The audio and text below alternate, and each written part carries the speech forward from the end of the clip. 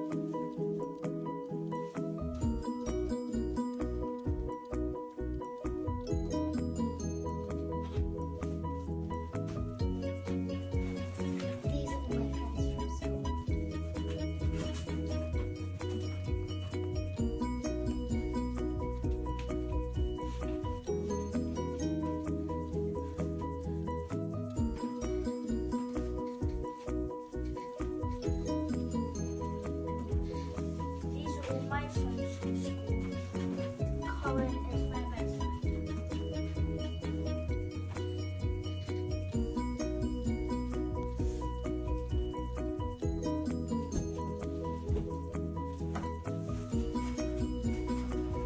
Our friendship tower.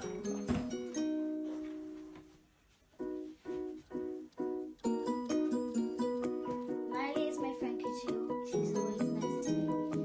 Poppy is my friend because she always plays with me. Isabel is my friend because she's always kind to me.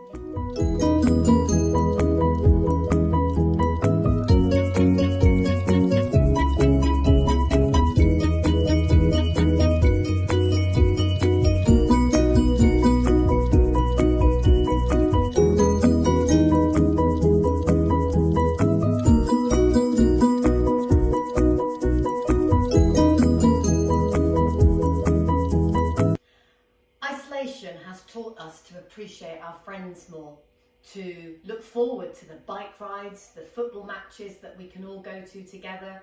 Stephen was a big Arsenal fan. Stephen and Alvin were the best of friends. They were special friends. We've learnt that today. Friends leave happy memories with us that last forever.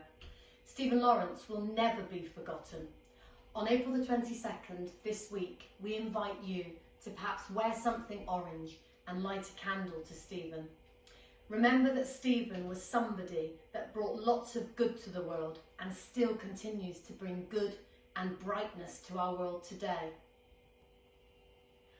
The lockdown will be over and we will all need our friends. Let's not take them for granted anymore.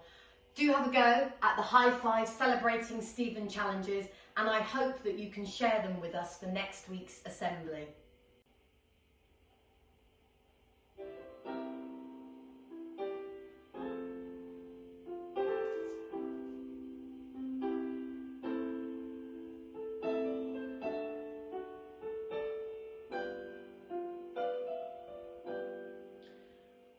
A Tribute to Stephen Lawrence by Anna Garland. His favourite colour was orange, a match to his personality and the bright message of kindness and acceptance he left in the world through such a tragic event. Be a light in someone's life during this lockdown.